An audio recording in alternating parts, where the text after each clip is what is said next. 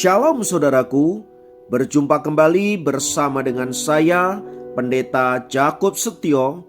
Kali ini saya ingin mengajak Anda semua untuk bersaat teduh bersama-sama, mengawali hari yang baru ini bersama dengan Tuhan. Mari kita berdoa. Tuhan, kami rindu mengawali hari ini bersamamu, dan biarlah firman-Mu akan menguatkan kami, meneguhkan kami, sehingga jalan-jalan kami sepanjang hari ini dituntun dan dipimpin oleh Tuhan sendiri. Berikan hikmat dan pengertian-Mu supaya apa yang kami terima dari renungan firman Tuhan ini sungguh memberkati hidup kami. Kami siap diberkati, terpujilah nama-Mu, dalam nama Yesus kami berdoa. Haleluya. Amin. Firman Tuhan kali ini terambil dari Daniel pasal 2 ayat 48. Daniel pasal 2 ayat 48 berkata, "Lalu raja memuliakan Daniel, dianugerahinyalah dengan banyak pemberian yang besar, dan dibuatnya dia menjadi penguasa atas seluruh wilayah Babel dan menjadi kepala semua orang bijaksana di Babel." Saudaraku, firman Tuhan di atas menjelaskan bagaimana Daniel menempati posisi yang sangat terhormat di negeri Babel. Padahal dia adalah seorang anak muda dan merupakan warga negara asing di negeri itu. Daniel bersama dengan Sadrak, Mesak, dan Abednego merupakan tawanan yang dibawa dari Yerusalem ke Babelonia. Dan di negeri itu Daniel menjadi penguasa yang sangat luar biasa. Bahkan sekalipun kerajaan berganti kerajaan, penguasa berganti penguasa, namun posisi Daniel tetap menjadi miliknya, dan dia tetap menjadi orang yang sangat berpengaruh di negeri Babelonia itu. Bahkan dalam catatan yang kita baca tersebut di atas, dijelaskan bahwa Raja Babelonia memberikan kekuasaan yang sangat besar kepada Daniel. Bahkan dia ditempatkan menjadi orang nomor 1 di antara orang-orang bijaksana di negeri tersebut.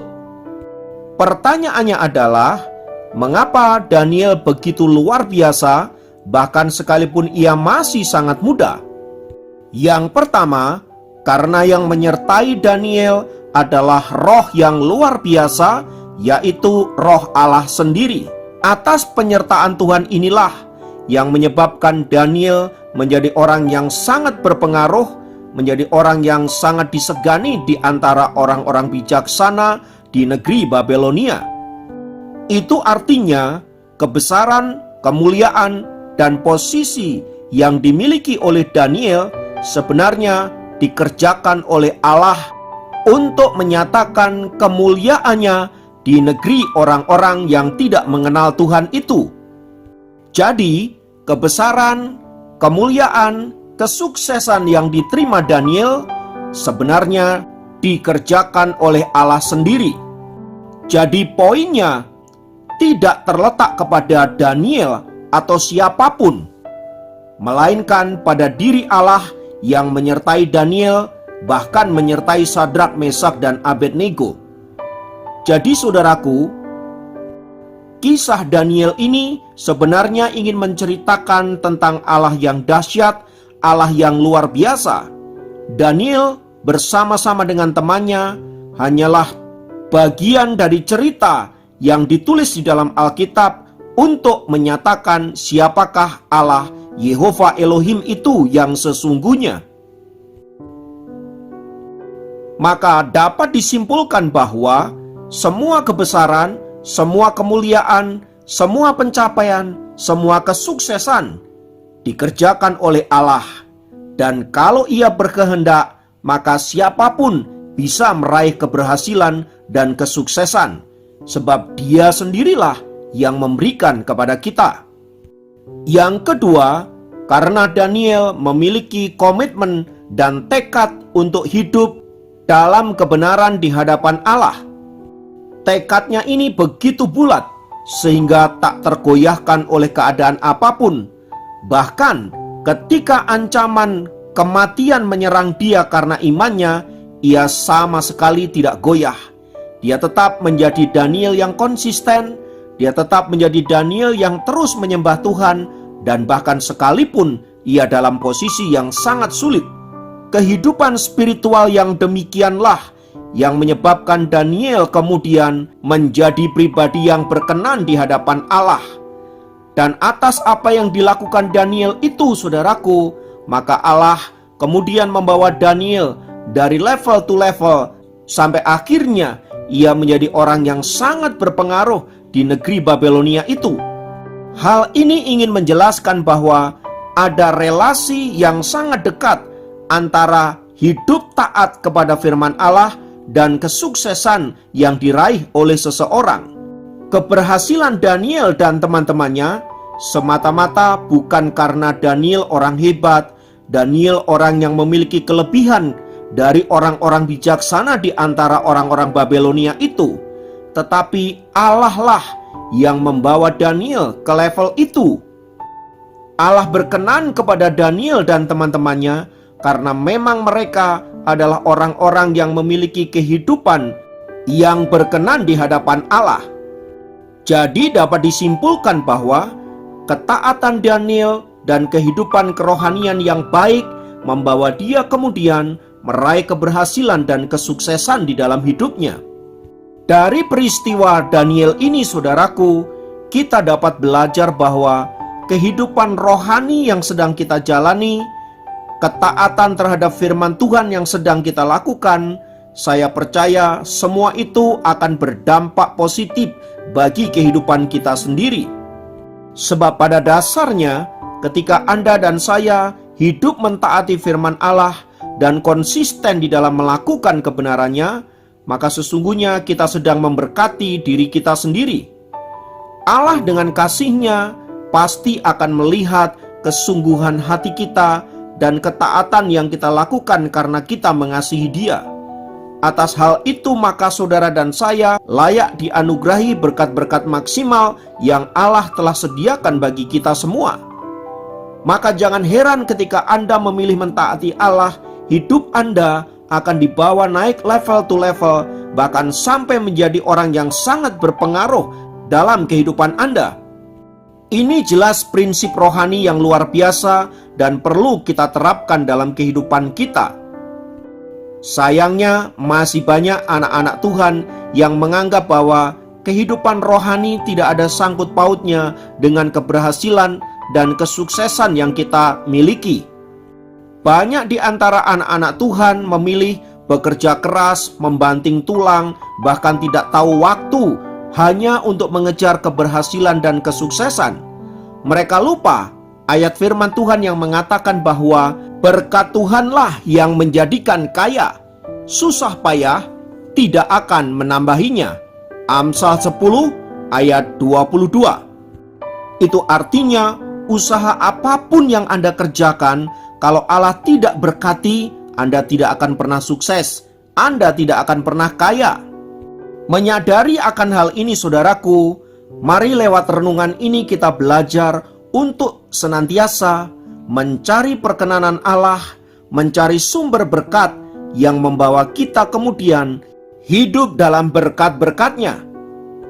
Kerja keras memang perlu, banting tulang itu juga harus kita kerjakan, karena memang itu bagian kita. Tetapi semua itu akan menjadi sia-sia kalau tidak diberkati oleh Tuhan. Maka dari itu saudaraku, sambil melakukan bagian kita, kita juga harus tetap mencari wajah Tuhan, mencari perkenanannya. Karena itu bila kita memiliki kesempatan untuk beribadah, memiliki kesempatan untuk berbakti, melayani, berdoa bersama dan lain sebagainya, jangan pernah sia-siakan itu. Karena itu adalah momen terbaik di mana Anda dan saya memiliki persekutuan yang indah dengan Tuhan.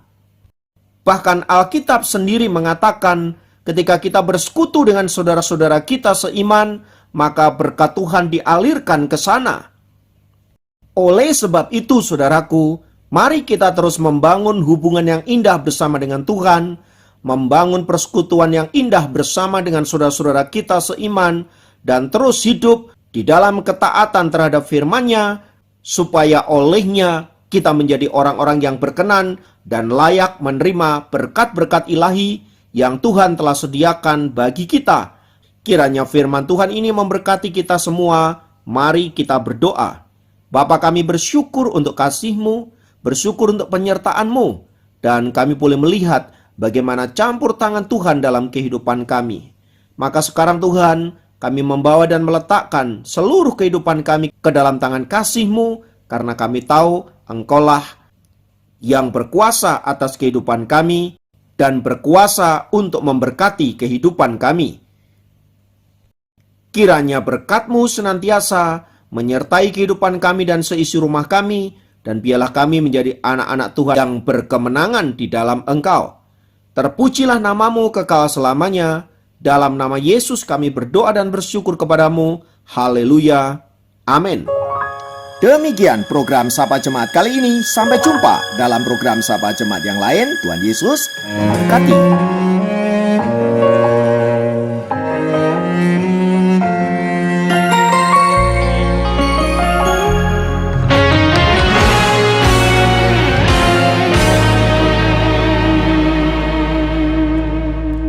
Semusim berlalu, namun Kau selalu peliharaku.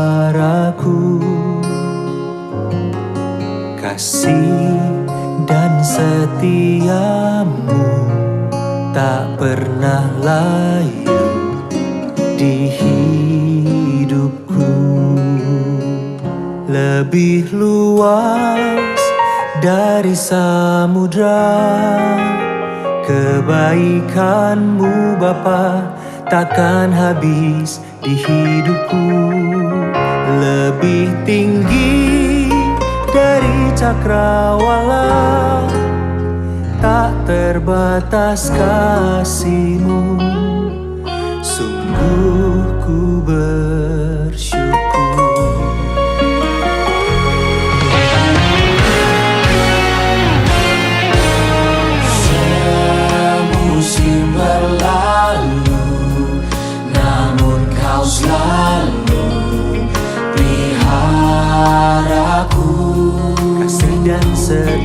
Kasih dan setia-Mu tak pernah layu di hidupku. Lebih luas dari samudra, kebaikan-Mu Bapa takkan habis di hidupku. Lebih tinggi dari cakrawala, tak terbatas kasih-Mu. Sungguh ku bersyukur.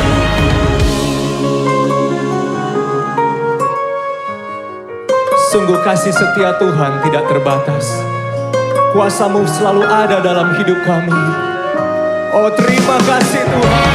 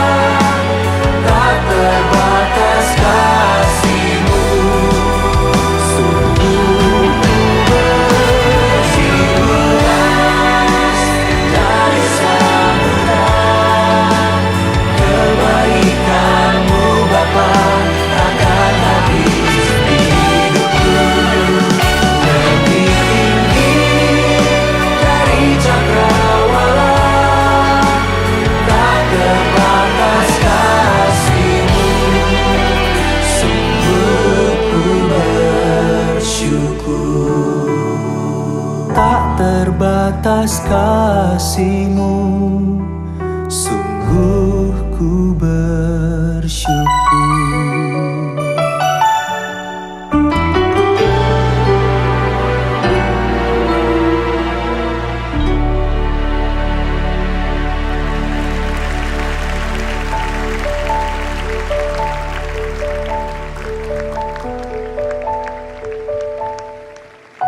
Sebab Allah yang kita sembah adalah Allah yang baik. Allah yang sekali-sekali tidak pernah meninggalkan dan membiarkan kita. Allah yang memenuhi dan mencukupi segala keperluan, kebutuhan kita menurut kekayaan dan kemuliaan